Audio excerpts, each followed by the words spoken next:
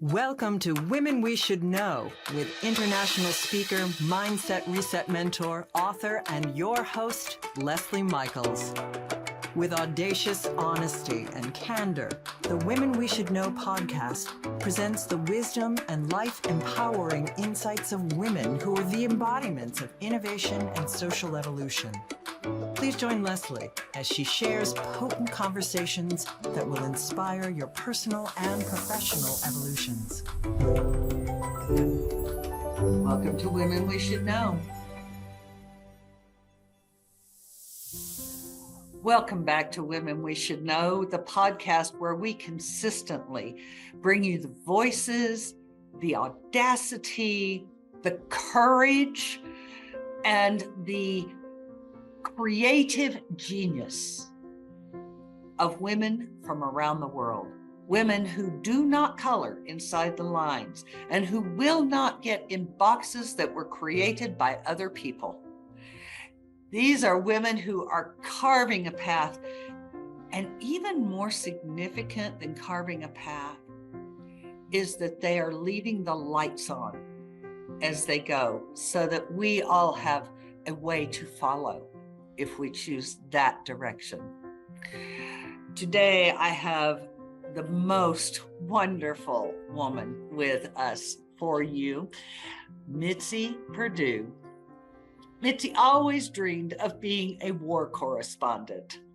Her career has always been in journalism, and when she tried for a job writing about a forward operating base in Afghanistan, the American military endorsed the idea and HarperCollins promised her a book contract. However, NATO said that at 70, she was too old. Well, Mitzi's no shrinking violet. So now, at age 81, the general in charge of law enforcement in Kyiv invited her to come to Ukraine as a government guest for 5 days to cover a story that no one else is covering. That one of the Russian invaders' first targets was law enforcement. The invaders bombed police stations, destroyed communications, and stole or destroyed vehicles. Their reason? It was a PSYOP designed to ruin the morale of the citizens. Mitzi will share with us her first-hand stories of what she saw in Ukraine cities that had been invaded, and she'll share her reason for believing the Ukrainians will prevail. I'm most excited to introduce you. And Mitzi, welcome. So nice to have you back. Well, absolute joy to be back with you. And I just love your premise about that women should color outside the box and think big. Yes. Absolutely. And you've been doing that your whole life. We don't have time for all your wonderful stories. We're going to focus on Ukraine, but you've been coloring outside the lines for a very long time. Well, I do think that going to Ukraine is the biggest coloring outside the box because, as you mentioned in your introduction, I was turned down at 70 for being a war correspondent, even after an invitation from the U.S. government. Mm-hmm. And woohoo, now at 81, I did get to go, and in a war-torn area. And I think you'd be surprised at the things that this 81-year-old great-grandmother has been through recently, including, how about air raids and bomb shelters? The first night I was in Kyiv, I was warned by hotel personnel, you need to have a go bag, go bag, mm-hmm. right by the front door of your hotel room. Mm-hmm. And it should have your passport, any important documents, your wallet. If you have medications, that better go in it too. And it's got to be something that if you hear the air raid siren, you've got like 3 minutes to get to the bomb shelter. You don't put your clothes on, you don't do anything other than grab your go bag and race down 8 flights of stairs to the bomb shelter. Grab and go. They're in the name, go bag. Yeah, well, I sort of had the feeling that, gosh, this is pretty dramatic. But that first night, somewhere around 2 a.m., air raid siren, And everybody, as far as I could tell in the hotel, just dashed for the bomb shelter. And, it was a unique experience for me because, I'm traveling. I didn't want a great big normal nightgown. I had something really pretty skimpy. But if you've got 3 minutes to get to the bomb shelter, I got out of bed, grabbed the go bag, and went downstairs. And by the way, I learned 2 phrases that I bet our audience doesn't know unless they're in the military. Do tell. Well, I learned about poo and pooey, and they have nothing to do with what you think they do. Poo stands for point of origin.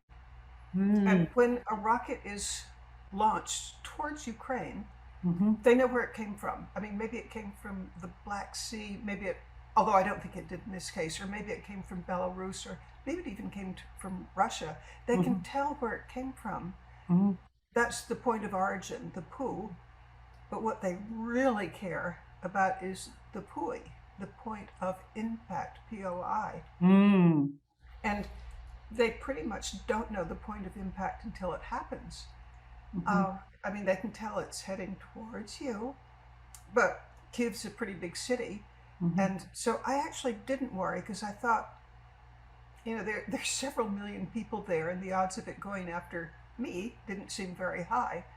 But nevertheless, I've spent several hours in a bomb shelter. By the way, they had, it wasn't just one volley, it was 2 that night. So welcome to Ukraine, Mitzi. So how did that emotionally, how did that feel? Well, I surprised myself. One of my reasons for wanting to be a war correspondent is I want to know how I'd feel under stress. And it wasn't high stress, but being in a bomb shelter with a bunch of people who were kind of nervous, it has an impact on you. But here's what I discovered about myself. I was putting on my reporter's cap, and I was observing. I was observing, where we were, what the precautions were, who the other people were, how they were reacting. I almost forgot to feel anything other than I'm following my profession. I am observing. I hadn't thought of it before, but that it makes sense that that's how those journalists in high stress areas like Ukraine can continue to do their job. They get to focus on being a reporter, focus on capturing all those details. It makes perfect sense. Yeah, I mean, if I had time to think, oh my God, I'm going to die, will I ever see my children again? I'm not going to be doing my job. But Right. I'll share one other thing that I learned about myself. I don't know if this is any interest to anybody, but this is how one person reacted to a certain amount of stress.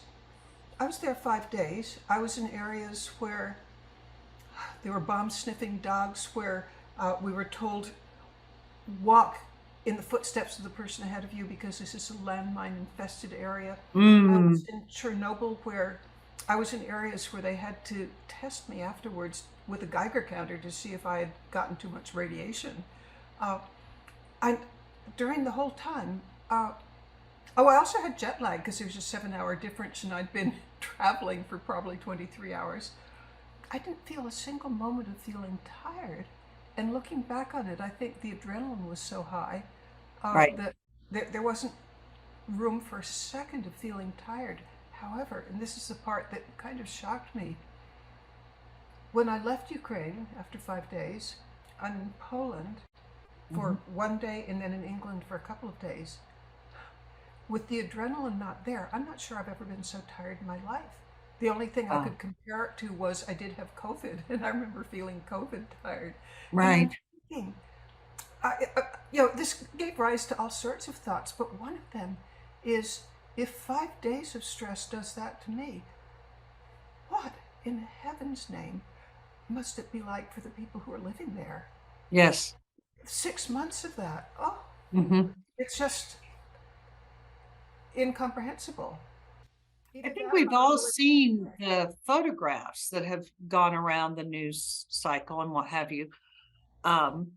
Side by side photographs, Zelensky right before it started and Zelensky now. And the dear man has aged 10 years in 6 months. I mean, the stress he must be under. On the other hand, I don't know if the rest of the world shares my view, but I think that man's Churchill. Well, he's definitely David to the Goliath of the moment.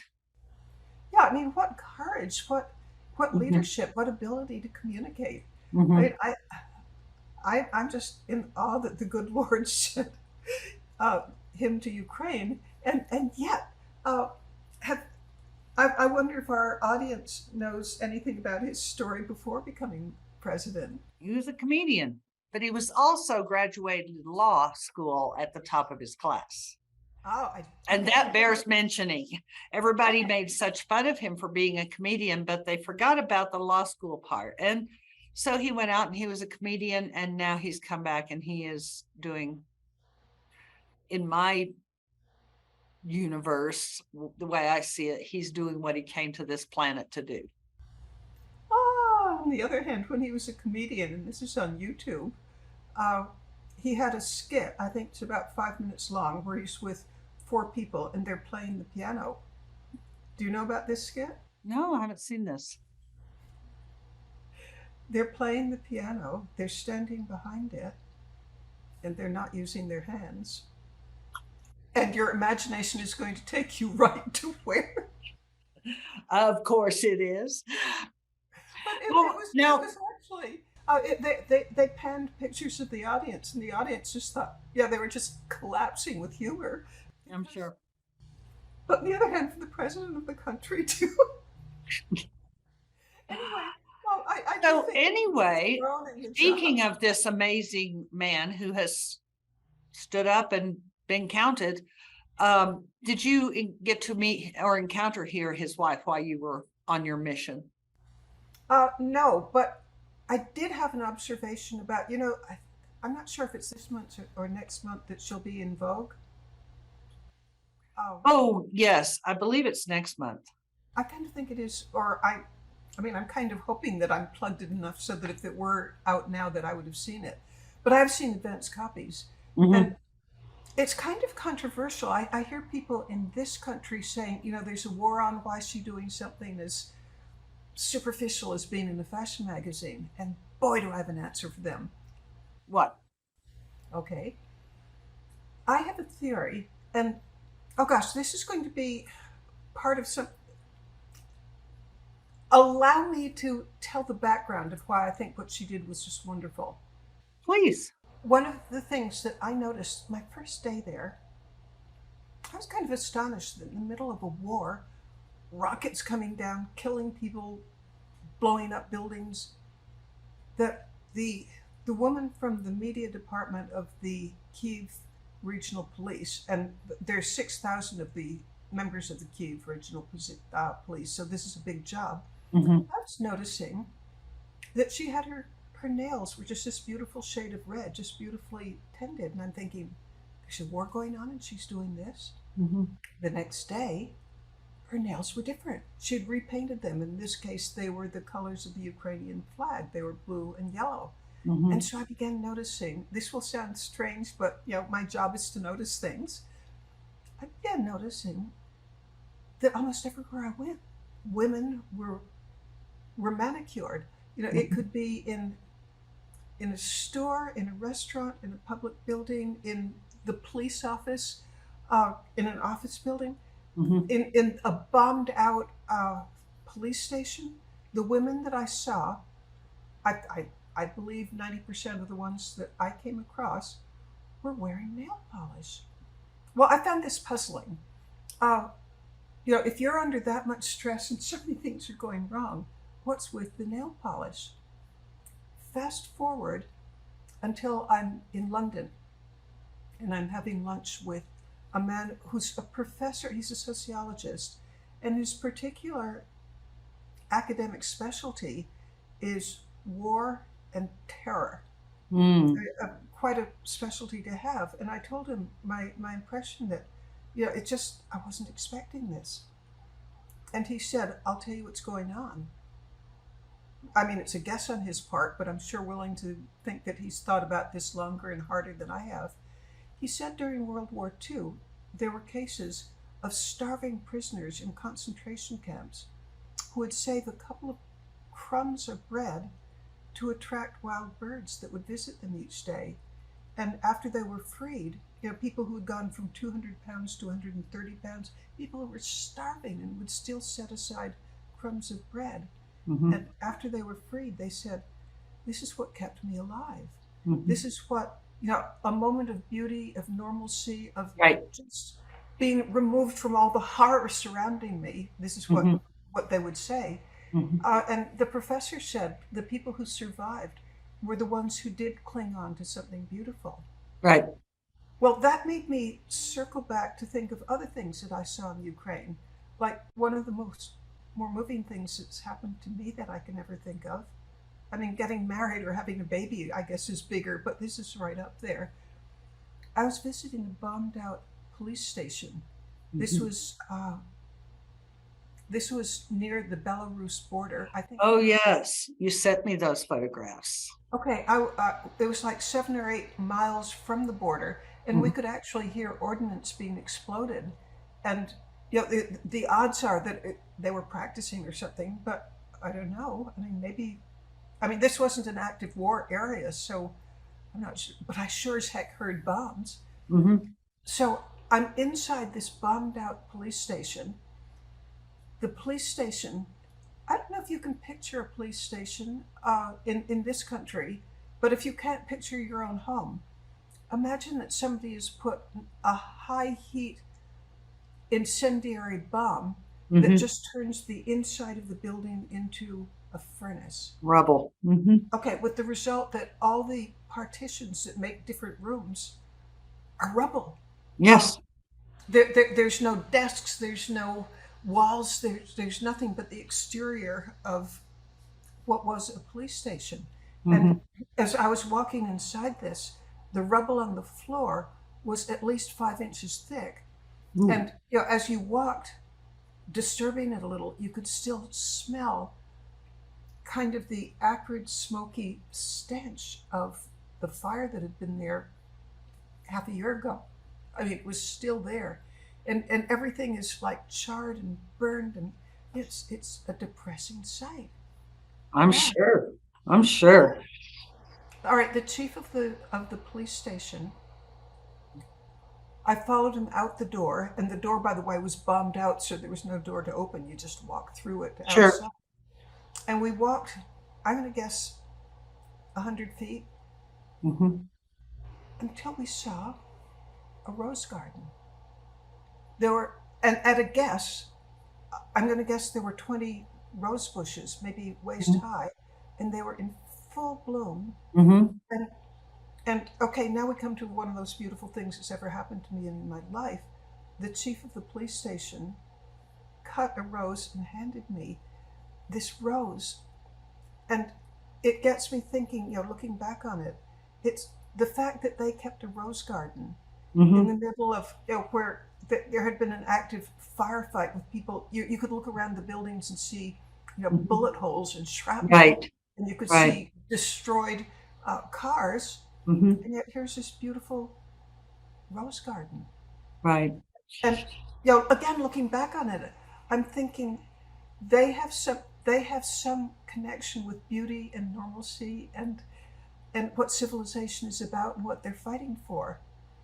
And from there, I make the jump to Mrs. Zelensky appearing in Vogue magazine. As I mentioned before, I've heard that people really criticize her for this. Oh, people will criticize anyone for anything, but do tell what your perspective is. Okay, I want to share with them my belief that she's holding on to the same thing as the women who paint their fingernails and keep their spirits up by just a little inexpensive moment of beauty and normalcy in their lives, or the police chief who has a rose garden, or it's, for me, her clinging to beauty in the form of dressing nicely, having her hair look good. She and what she represents is what they're fighting for. That's right. Normalcy, civilization, times when people can see beauty and be happy. So exactly. my mother, I don't remember if you know this, but my mother's English. My dad met her in London years ago when they were at that marriable age. And, but she grew up in bomb shelters and in outside of London. So, I've grown up. I've lived my whole 66 years with stories of the war and the bomb. You know, I'm 81. I know you have more wisdom. But That's okay. I'll get there. But the one thing that always amazed me is the little stories she would talk about in terms of how they made life beautiful for just a moment. They would turn on the gas only on Sundays because they couldn't have the gas on all the time because they were in the middle of the Blitz. But Sundays, there was a level of being civilized in the middle of this uncivilized experience where there was no bombing on Sundays. So they would the government would turn on the gas and everybody would bake or cook as much as they could to last the whole week, because at midnight, the gas goes off. And she would tell these stories about these wonderful, and you've probably had these, you spent so much time in Europe, but the wonderful English roasted potatoes and parsnips and the particular way they do it, and roasting rabbit or whatever they caught that day. And they would get out the good linens and they would get and I said, wasn't that a lot to clean up in the middle of everything else you had to clean up, like the fact that your ceiling fell down? And she said, we understood, there was an inherent understanding that if we didn't do this, we would lose our humanity. And then we wouldn't have anything worth fighting for to fight back. And that's stayed with me all my life. And I've noticed as I've traveled around the world, when I'm visiting countries who are not necessarily at war now, but have had bombs land in their yards, there's a different level of appreciation for the sacredness of life than what many of us in this country have. You know, I'm feeling teary hearing your mother's story because it's universal. Or it is universal. I say that it's universal, but it seems to me universal. Yes. That to make life worth living. Yes. Well, then allow me to tell a story about a South Korean I spent 5 hours with. Please do. In a bus going from New York City to Boston. Mm-hmm. And maybe it was 6 hours, but whatever. This guy, he's a graduate of, what's the Columbia Business School? Columbia School of Business?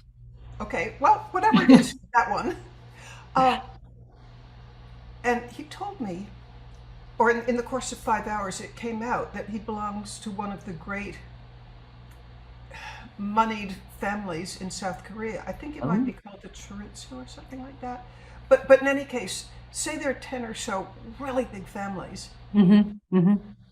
And he told me that he wasn't going back, or actually that he had come back and was now returning to New York and expected to spend the rest of his days there. And I said, why?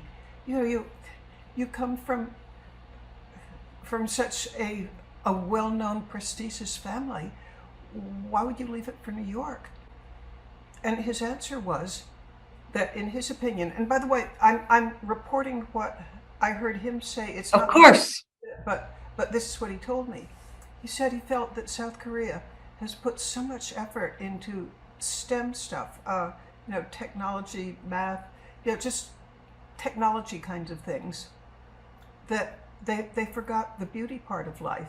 Mm. And he said that having lived in New York during his undergraduate days and having experienced things like dance, yes, openings, the opera, right, theater, he said, and he reeled off just all these wonderful cultural things that right. Has, and he said, I can't live without them. Life is sterile and meaningless if I can't have this kind of creativity and beauty. I understand that completely. Don't you, Mitzi? I was arguing with him the whole way. Now go back to your family.